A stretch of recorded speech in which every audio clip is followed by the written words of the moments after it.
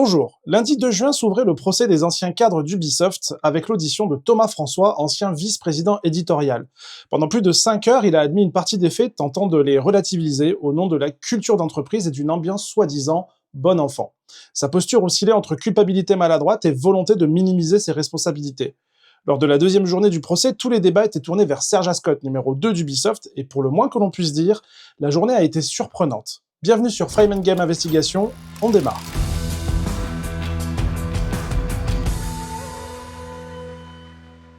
Ce mardi 3 juin 2025, le tribunal correctionnel de Bobigny a entendu l'un des prévenus les plus attendus. Serge Ascott, ex-directeur créatif et véritable numéro 2 du groupe français. Figure centrale du pôle éditorial pendant plus de 2 décennies, voire même 30 ans, Ascott est poursuivi pour harcèlement moral et sexuel, mais aussi pour complicité de harcèlement, ayant, selon les plaignants et les plaignantes, favorisé et protégé un climat toxique au sein de l'entreprise. Vous allez voir que durant cette journée d'audition, Serge Ascott, d'abord sûr de lui et fermé, va petit à petit perdre en assurance et s'arc-bouter sur une défense qui ressemble à s'y méprendre à celle de Marine Le Pen. Il n'a rien vu, il ne sait rien. Dès l'ouverture de son audition, Serge Ascott revendique son héritage chez Ubisoft. Je cite « J'ai contribué de près et de loin, enfin surtout de près, à toutes les belles réussites d'Ubisoft ces 30 dernières années. » Il décrit une ambiance de travail studieuse, travailleuse, mais sans se prendre au sérieux. Pourtant, les faits rapportés par les plaignants et les témoins contredisent cette version. Ascott affirme ne se souvenir de rien, n'avoir rien vu ni entendu, et ne reconnaître aucun des comportements abusifs qui lui sont reprochés. Pas plus que ceux de ses collaborateurs directs. Il nie même les remarques sexistes et les scènes d'humiliation décrites par plusieurs salariés, assurant être, je cite, « quelqu'un qui protégeait tout le monde ». Face aux multiples accusations, Ascott semble avoir une mémoire sélective. Les juges, visiblement agacés par ces dénégations systématiques pendant plusieurs heures, l'interrogent sur les témoignages accablants. Une salariée raconte qu'elle avait signalé aux ressources humaines et à Serge Ascott des agressions verbales et physiques de la part de son assistant. Injures sur son poids, sur son orientation sexuelle présumée, propos racistes constants et même des menaces avec un couteau. Selon cette salariée, un jour où elle demande des précisions sur les notes de frais et l'usage de la carte bleue professionnelle, l'assistant s'emporte, sort un couteau de son tiroir et lui lance « Viens, on va régler ça en bas, je viens de la street ». Les menaces sont suivies de harcèlement verbal. Lorsque la plainte est connue en interne, l'assistant coince la victime dans un bureau et la couvre d'injures.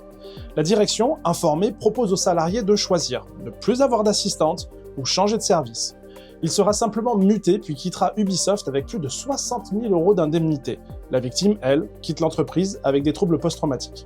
Alors si vous vous demandez pourquoi cet assistant qui revient beaucoup dans les témoignages ne se soit pas vu inquiété par la justice, sachez qu'apparemment il y a prescription sur ses actes et il ne peut donc pas être appelé à la barre lors de ce procès. Face au déni continu d'Ascott, la juge s'agace. À un moment donné, à force de tout nier, il n'y a qu'une manière de considérer vos propos. Vous en venez à accuser toutes ces personnes de mentir, à la fois dans une enquête interne, lors de la plainte pour lancer la procédure, devant les policiers et ici devant le tribunal. Les témoignages s'accumulent sur l'exploitation d'assistantes et d'assistants à des fins personnelles. Chercher ses enfants à l'école ou chez le dentiste, organiser ses vacances, gérer les obsèques de sa femme ou même aller jusqu'à Saint-Malo pour lui apporter un iPad oublié. Certaines salariées ont dû poser des congés ou des jours sans solde pour ces missions. Quand la présidente s'interroge sur cette confusion des rôles, Ascott répond « Mon poste était important, je faisais de mon mieux ». Pour lui, sa mission était tellement importante qu'elle passait devant le bien-être de ses équipes, et il s'appuyait sur des fiches de poste apparemment sur lesquelles il y avait eu un quiproquo selon lui. Il ne savait pas que leur mission n'était pas de le servir sur des tâches personnelles. Une autre assistante raconte « Pendant ses vacances, je devais m'occuper de ses taxis, augmenter le plafond de sa carte bleue pro pour ses dépenses personnelles. » Et une autre « Il m'a demandé d'aller chercher du chocolat noir 70% et des cacahuètes à coque en urgence. » Au fil des heures, l'ancien cadre s'effondre peu à peu. Visage fermé, posture tendue, regard noir au procureur, la présidente a dû même le rappeler à l'ordre. Vos regards peuvent être interprétés comme de l'intimidation. Sa voix baisse, il s'agite, soupire et bredouille. Quand la magistrate évoque l'insulte sexiste qu'il aurait proférée contre une salariée, alors insulte que je ne vais pas répéter ici, mais globalement il l'accuse de ne pas être assez épanoui dans sa vie privée, d'être coincé, et donc ça bloque sa créativité. Donc il a proposé de l'aider sur le plan intime pour lui montrer comment on s'occupe d'une femme. Et donc il réagit à cela par le déni, en marquant ça par un mouvement d'épaule. La présidente s'agace à nouveau. Vous accusez tout le monde de mentir. Toutes ces personnes auraient menti dans les mêmes termes, sur les mêmes faits, dans des différents contextes pour vous nuire? Cela paraît peu crédible.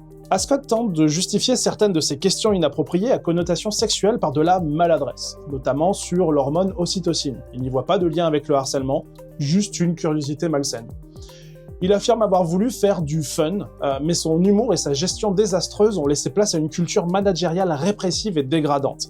Son assistant vendait de la drogue au bureau, insulté, menacé, mais Ascott n'a rien vu. Sa seule explication, trop de travail, trop de responsabilités. Avec son salaire de 52 000 € mensuels, Serge Ascott était l'homme clé de l'éditorial d'Ubisoft pendant près de 20 ans. Loin de l'image du visionnaire, il apparaît aujourd'hui comme un patron hors sol, déconnecté de la souffrance de ses équipes. Son audition laisse donc un goût amer. Le tribunal continue ce mercredi 4 juin avec l'audition de Guillaume Patrux, troisième prévenu.